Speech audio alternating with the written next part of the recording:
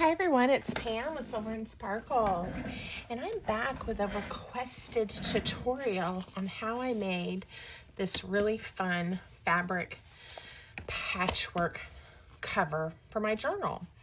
So this is a little different than what I normally do, and I'm loving it, so I definitely want to make some more. And if you've watched the videos in this series, I had the cover already made. And then I showed you these cool pages that I made to go in it out of grocery bags and brown packing paper. Just all kinds of fun little things. Flat bags. We made these big journaling cards the other day. So lots of fun here. This one opens up like that. But today we're going to focus on the cover. So this one I do have some chipboard reinforcing that fabric so it's not like a floppy fabric cover journal, and I'm really liking it, and it has a stiff spine to just give it some structure. I'm having fun with it. So we're going to make just a cover today. All right. I am making this one a little bit different size, and I guess that's the first thing you need to do is decide, what size journal. I don't usually make journals as large as the one I just showed you. We're going to make this one a little more of a traditional size. It's going to be, and you make yours whatever size you want, but approximately 7.5 by 5.5, okay? With a 2-inch chunky spine. I do want to have a chunky spine. The chipboard is going to be covered, and we'll do that together with this pretty scrapbook paper. It's not cardstock weight, it's just from a scrapbook paper pad I have that I think is pretty. So we're going to do that in a few minutes because I'm going to show you the whole process. But you also need to figure out a piece of fabric that you're going to do your patchwork on to be your base. And the way I figured out the size of this fabric, and it's a little bit larger than what I actually need. This one is almost 16 inches, like 15 3/4 by like 8.5. Because what you want to do is to be able to lay down the chipboard, and these will come together a little closer like this. And you just need to know, and then we'll be trimming it off. I didn't make mine, super finished or anything. You have the edges of the fabric that I just, again, I trimmed. I kept a little bit on the edges so that I could see the pretty fabric.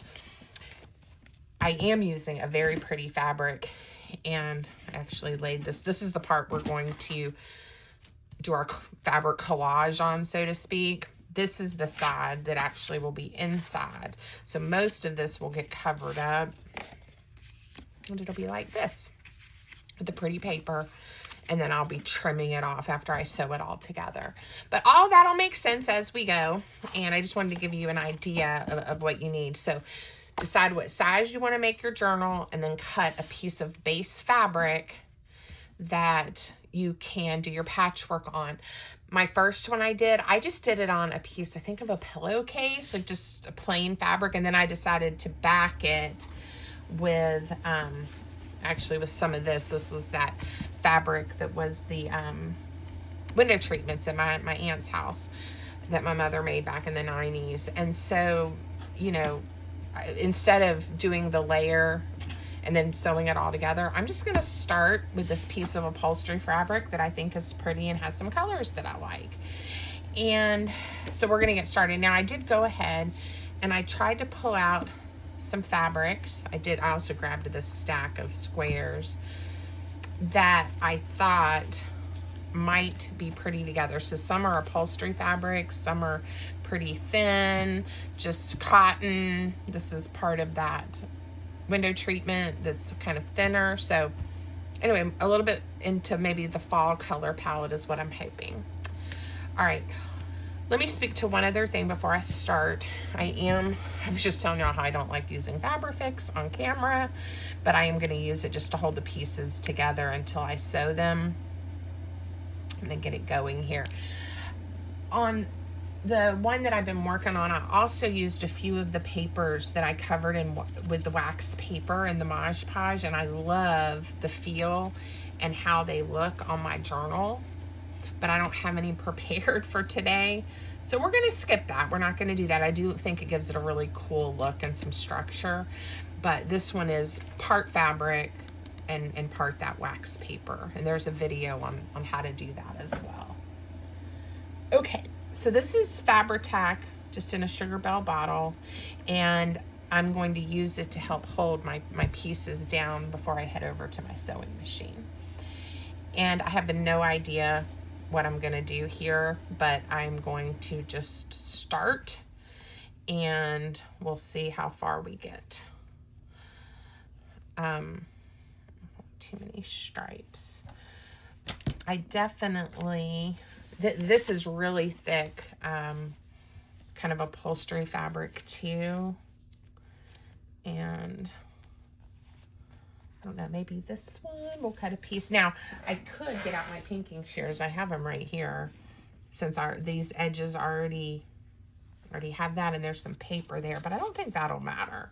I can sew right through that. So I'm gonna cut a piece of this, and I may just use these as I cut the other pieces as well, just because. Let's see, how did I do this? Yeah, they're just, you know, raw edges. We'll see if we like it with the pinking shear edge.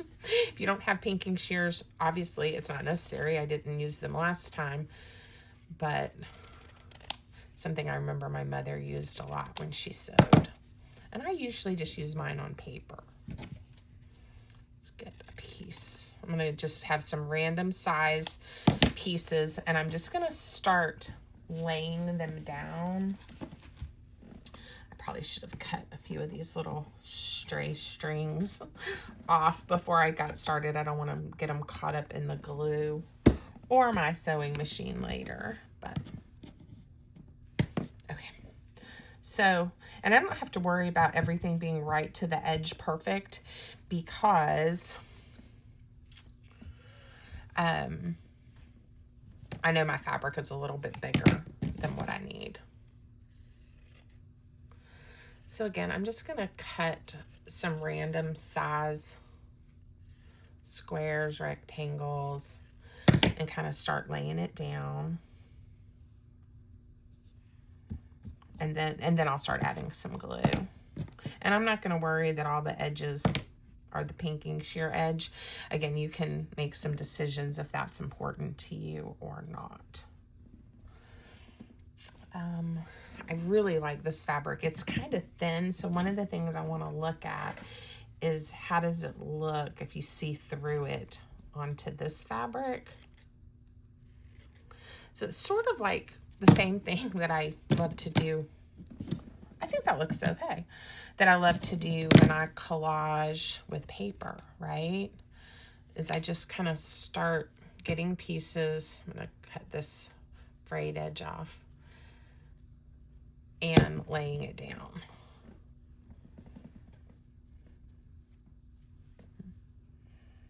Okay, yeah, I'm okay with that. And I'm gonna put a piece right there maybe, or you know what, maybe I'll go ahead, put that piece there. It'll be on the spine a little bit. I think that'll be okay.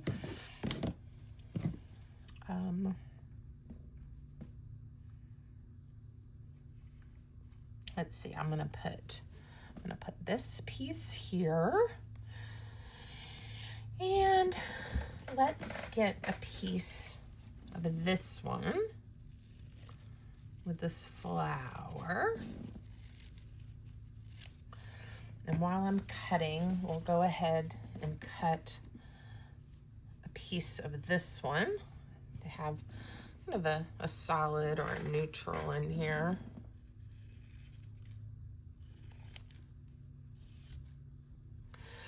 I obviously don't work with fabric much. I know y'all are probably screaming, don't cut it like that. See how it's all uneven? I'm okay. I am okay with it. Now I also have a piece of the actual piece we're using for when I trimmed it up. So I may, you know, go wild and use a little piece of this too, because why not, right? the thicker fabric is actually easier to trim, believe it or not. All right, I'm trying to stay on camera. I don't think I'm doing a very good job of it. All right, we do that and that. Okay, now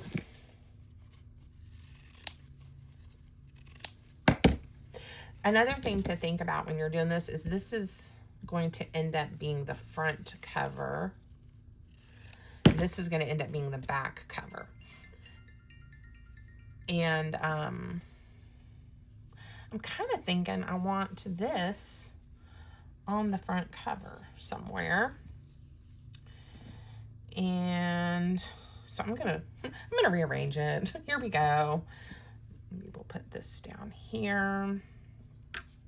This up here. Okay, let's get a piece of the kind of the neutral, and maybe a piece here of the neutral. And again, it is nice to have these overlap and all of that. So just kind of get them going. And I do like having some repeats, if that makes sense, to help the pattern come together. I know I keep cutting off camera. Sorry about that, y'all. All right, I'm going to bring this over like that. And maybe this is really that thin fabric. Maybe a piece of this, even right there. All right, we got to keep going. Should I pick one from this pile? Maybe another stripe. I don't know what's the front and what's not the front of this one. But here we go.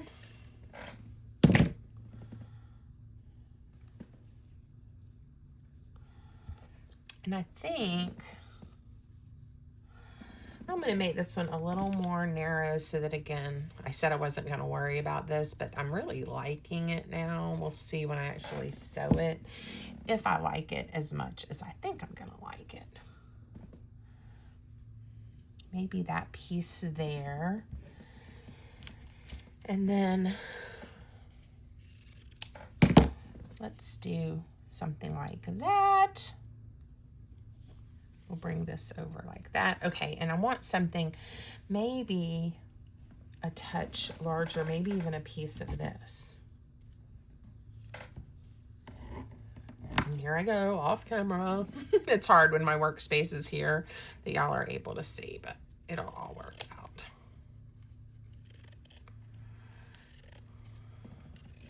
So if you are new and joining me here for the first time, welcome. Happy to have you. Thank you. And if you are one of my returning viewers, y'all are the best. Thank you so much for being here.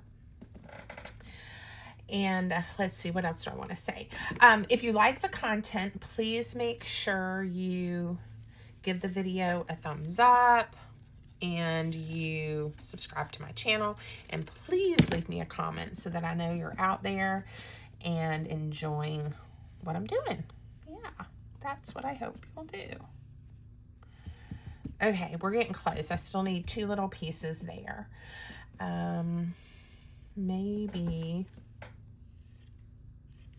another little square of this right there. Maybe he'll fit. And then I went a little small, but that's all right. What do we need right here? Something different. Maybe another piece of this. Okay. I'm going to go a little bit larger than what I really think I need, because I feel like I've been cutting it pretty close on some of these. All right, how's that look? We can bring this up some, that there. Okay, so now for the fabric tag. All I'm going to do is hope that I can get it to come out without making such a huge mess. And I am going to just start, I know it's hard to see, I'm going to start just putting little pieces around the edges. Again, not worrying about it being super duper stuck down, just more to hold it in place for a little bit. so that I can get it over to my sewing machine. All right, so hopefully I'm on camera and my Fabrifix is doing what it always does. If you guys have a trick for me, let me know. I think I need to make one of those dispensers to keep it upside down, and anyway, I haven't done that, but I need to. I think that will help. And I've seen people that have them. There was one lady, Grace B Creations, I think. I'm trying to remember her first name. I'm so sorry. She is really cute when she does a lot of shabby chic work. And she was going to do a tutorial video and let me know when she did it, because she watched a video where I talked about it. And she's like, oh, I make those. But I don't believe, if she did, I missed it, that she ever got around to doing that, which I completely understand, trust me. It is super easy to have requests and best intentions and things come up. But anyway, I do think it would help my Fabrifix bottle.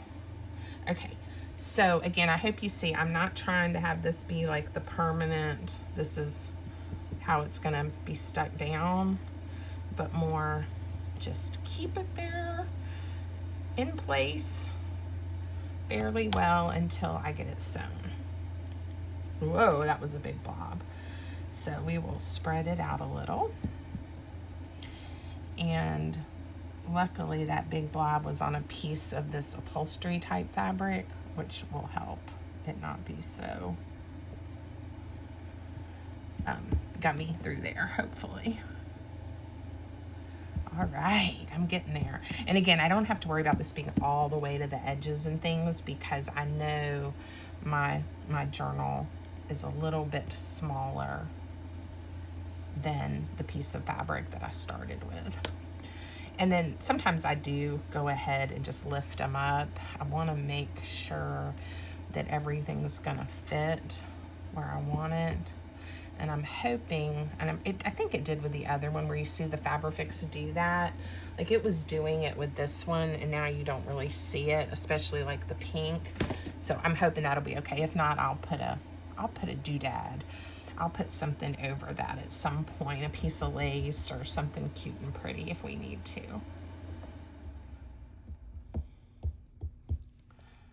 Okay.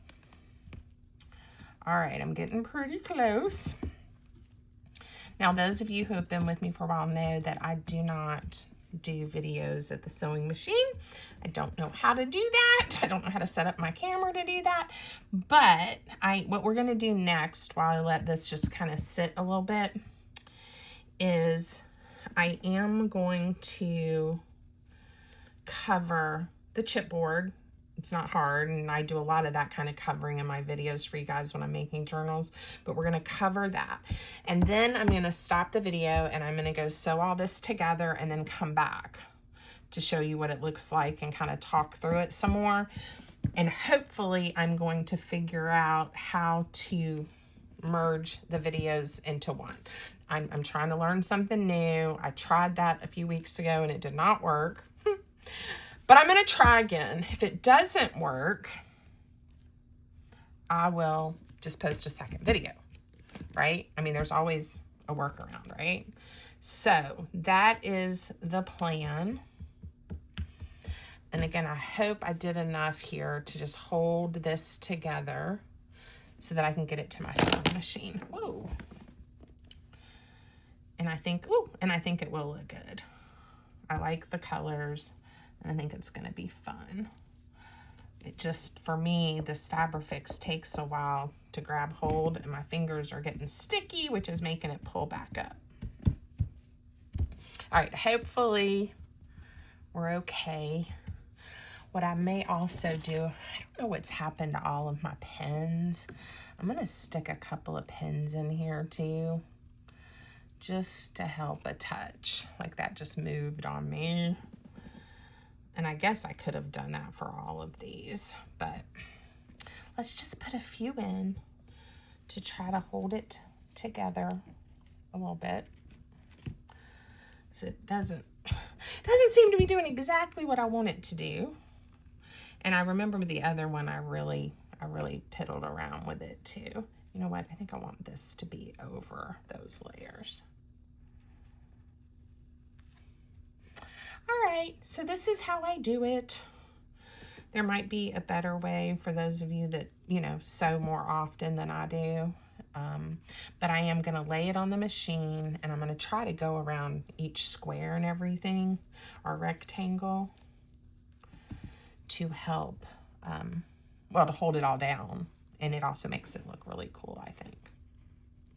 Okay, I don't even think I have those all going the right way. Sorry, Mama. Okay, I'm gonna set this aside over by my sewing machine. And now I get to put away this. And if I need to use it some more, we will get it back out, but I think we're good for now. Okay, now, and all these pieces that I had out that I think look nice together, I'm going to keep out, you know, keep with the journal as I'm working on it, because then I may want to use these on other parts. All right, so again, now I am just going to let that dry a little bit while I show you how I cover these. Now, I've already cut these to size, and then I cut the scrapbook paper so that I have, you know, about a 1/2 inch all the way around to wrap it. We're gonna wrap it. So yes, I'm getting out this tool. I need to get my Gooby Gone, or just probably an alcohol wipe, and wipe some of that off. But again, I like to use some tape, but I am not going to do tape too close to the edges, because this is going to run through my sewing machine. And here's the thing about the two-sided tape, which, I mean, it's great when you are, can't find the scissors I want to use, when you're want your paper to be nice and flat and not bubble and all of those things. But I do not want to run my sewing machine through the tape. Glue will dry, glue dries, tape stays sticky, and it gets that needle all gummy and icky. So this is what we're going to do. So we're going to use some two-sided tape and glue. We're going to do a combination. So I'm just going to burnish that down really good and get it on the paper, and then we will also use some glue. I want it to be hopefully as smooth as possible. This is going to be the inside cover. All right. So here we go. And this is PVA Lineco brand glue. Just going to get it in there like this. And putting it over top of the tape may allow it to be adjusted just a touch if I don't get it exactly where I want it. But you're not going to see this side. It's going to be sewn to the cover. So we're going to see this side. All right. Now we are going to use a craft knife. And this is just to help us miter the corners. Again, it's not necessary. It is a tool that I really enjoy using, and it is in my Amazon storefront. I'm not sure if they make this exact one, but I've updated it for one that's very similar. I think this was like 3D printed or something. But it just makes sure you don't get too close to that corner. And if you do a lot of journal making or book making, it's really nice. So, all right, I'm scoring right along the chipboard, but not very hard. This paper is not a cardstock weight paper, and it does fold nicely, but I just wanted to make sure I got it nice and straight. Go ahead and do all the folds, and then we're going to glue it down. And again, I'm going to use glue, not tape, because I don't want to run my sewing machine because I'm going to be close to this edge, right? Now, this is my trick. I've shown you guys this before to make a nice, neat corner. Just kind of take your bone folder or something and just nudge the paper over just a touch. And see that nice, clean corner you get? If you don't do that, sometimes this happens. See the difference? And you have that little piece of paper sticking out. I know it's a tiny thing, but I think it makes a difference and I like it. So I do it. And I like to share it with you guys when I'm doing wrapping like this. So we'll come over again, just a touch, make that a nice crisp corner. And here we go. All right. I was trying to think of what are some things going on. Oh, and now when we get to these two, we're going to nudge both corners, both ends. So they're both getting folded up this time. All right. So I've talked to y'all about my dad before, Paul. His name's Paul. I call him Daddy. And he, in October, we're going to be in Florida over his birthday again this year. I'm so excited. He will be 82. A couple of years ago, I was talking about his big birthday party. My brother and husband and I, my husband and my brother and I, the three of us, planned and had family and friends and everybody together. Super fun to celebrate 80. And now we're going to be at 82. I'm not quite sure yet what we're going to do, but we'll be there on vacation and then spend some time with my dad and his long-term partner, Linda. Linda sometimes watches. Hi, Linda, if you're watching. Can't wait to see them. But Daddy and I had a nice phone call today. On the phone for a long time, catching up. Had to tell him all about my trip to Alabama. That aunt is his youngest sister. And talked about that trip and how she was doing. And then, of course, had to tell him about my yard sale finds. And update him on all the grandkids. And he was updating me about what they're doing. So it was a nice chat with my daddy, and I know how very, very fortunate I am to still have him. I don't know, when I'm crafting and doing things, especially if it has anything to do maybe even with sewing, I talk a lot about my mom. Oh, I forgot the glue. Oh well. Hopefully this will be, I think it'll be fine. This is what happens when you talk and don't focus. Anyway, I talk about my mom a lot because of one, she and I were so close, and she was very talented, especially as it came to like sewing, being a seamstress, those types of things. Even though she was a school teacher, but she loved to sew and could make beautiful things. So, and I don't think I talk about my dad quite as much, and he, of course, is still with me, and I'm very fortunate. Okay, he was a Marine. What else? Daddy, his job caused us to move and, change schools and those types of things quite a bit growing up. I didn't pre-fold this one. I told y'all how to do it the right way, and now I'm going fast and skipping steps, so I apologize. We will get it right here. Anyway, yeah, so we did move quite a bit growing up, but actually I think that just made my brother and my folks and I that much closer to each other. We were definitely a very close foursome. And my aunts and uncles and cousins and grandparents, all of that too, but I think there was just something about the four of us that was very special. And again, very, very fortunate. Very fortunate to have had that kind of family life, I guess, growing up. It was really, really hard for me to share with my dad. When my first marriage, I was married for almost 18 years to my first husband. When that marriage ended, because, I didn't want him to be disappointed in me. My mom had died the summer before, and we were all still grieving and dealing with that, and then this, so it was hard. And my dad was a rock. He was awesome. Okay, so anyway, that's my dad. He's a sweetie. Okay, 2 pieces of chipboard for the spine because I want it to be really nice and sturdy. So by the time we use this and we cover it, I think we'll be good to go. So I'm just going to glue these together. Again, I will be sewing this on, and then I will be also sewing the signatures in. So I really don't want to use tape on this one. So I'll do my best. And I think this one, which one is it that I forgot to put glue on, it's just fine. So the tape was enough, and then I glued when I wrapped it. So now this piece, again, I cut so that I could wrap it around, all right? So this is the spine, and again, I'm just gonna not tape. I'm going to glue because it will have time to dry before I put it on my sewing machine. All right, there we go.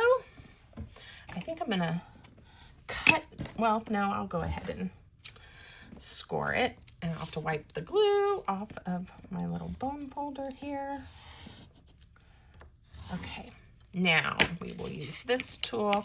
I'm almost done with this part. When I'm off camera, I will stitch around the patchwork, and then I'm going to take these pieces and sew them on the inside of the cover. So then when we come back, hopefully it'll just be to show you that, and we'll get it all trimmed up, okay? So that is my plan if it all works out. And then there's just so much you can do. We can decide, you know, you can decide what pages and how you want to use the cover. We could decorate the cover. Maybe we will do that. I'll think about that while I'm sewing. I like the idea of, you know, really layering some fun fabrics and clusters and embellishments on it. So anyway, I think there's a lot of potential with this type of cover. If you don't really want the patchwork, I think you could use the same concept just with, you know, like a single piece of fabric, and or maybe, you know, sandwiching some layers together and then making the inside cover out of chipboard. I guess you could even, now I'm thinking of all different kinds of ways we can make fabric covers. We could sew, you know, cover chipboard with fabric, right? We could do that. And then we could sew that whole piece of fabric to another piece of fabric to hold it together. That would be kind of fun. So if you're interested in more ways we might be able to do this, let me know. I mean, I like the ones that you see that are floppy, you know, floppy fabric journal covers.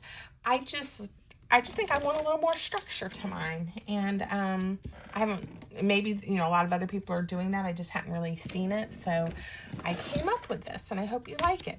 All right, these pieces, when I come back, hopefully in this video, you won't really notice that I'm gone if I do it right. And I'll show you where we're at. If I don't come back, thank you so much for watching. Give it a thumbs up, leave me a comment, and there'll be a quick part 2 showing you where we're at. Okay, thanks everybody. Thanks for understanding. I'll be back. Okay, everybody, it's Pam. I'm back. I'm hoping this is, I'm able to edit this into the first part of the video. If not, maybe you're watching part 2. So this is the video on how to make a fabric cover for your junk journal. And it was inspired by this one, and I tried to pick some fall colors. There's a few things on this one that didn't quite go as planned, but I'll tell you about it as we go. I used a neutral thread instead of the pink on this one. And the first thing I did was I sewed around each of these. Now there were a few places, if you can see, I used the darning stitch where my fabric just didn't come together quite right. It slipped or whatever, and I think it looks really cool. So I like it. I love that look. I also used this stitch. To me, it looks a little bit like a vine right here. On this fabric that was so thin, it was kind of getting wavy on me. So that's what I chose to do. I like it overall. It still has to be all trimmed up. What I don't like is where my spine hit. I had this piece, and I didn't really think about it when I was laying it down. I would have preferred to have a piece that came over further. But, you know, it is what it is. The other thing I didn't do, because I didn't think about it as I was doing it, is I did not add a ribbon for the closure. So if you want to do that, you know, you can attach it when you're sewing these pages, the front and back cover in. I didn't, so this one's not going to have that kind of closure, and that's okay. But I did want to point that out if you like the attached ribbon closure like this one has. I can do a loose ribbon or come up with a different type of closure. So now I am going to use the pinking shears, and I'm hoping nothing frays too much. I do have fray check that we can use, and I'm going a little wider, and that way if I want to come back and go smaller, I can. Yeah, I just went smaller here across the top. So we'll see how we do. And some of the first stitches that I put in to hold all my patchwork down are getting cut off, but because I went all the way around on the chipboard piece, everything's sewn together fine. So I'm not too worried about that. Of course, like right here, I get to keep it, and that of course will keep things from fraying even more. And I could probably lay this back on the sewing machine if I wanted to, and go around these edges one more time if I feel like it. I will give that some thought. All right. And it does help that my pinking shears are fairly sharp. All right, let's see what we think. Look at that. Definitely looks better now that it's all evened up. I did get this a little bit closer. I like this spacing, and see how this one moved on me. I could always take it out. It would be a lot of work. I really think it's going to be okay. It closes well enough. I can add lace and other textiles on here, of course, to help with that. Wondering too, I might be able to lay some stitching down, which would keep this from doing this. So I'm definitely going to try that. But just think about that when you are doing your patchwork. I also am hoping this is going to dry. I literally let it dry for a minute, went over to my sewing machine and went ahead and sewed it up, and then came back and got on camera. So it hasn't been that long since we glued it with the Fabrifix. And it's just really those little pieces there that it's showing through. All right, I hope you guys like it. I know I do, and I've got to think through the types of pages and kind of what kind of journal this is going to end up being. But let me know if you like this project. Let me know if you're going to try it. Let me know if this is the kind of journal you'd be interested with this kind of cover and purchasing in the future, those types of things. I'd really like your opinions. And if you're not familiar, this is the frayed check that I was talking about. I'm not going to use it just yet, but we can put it on the edges of some of the fabrics if we feel like we need to. And I often do that like with my ribbons that are fraying.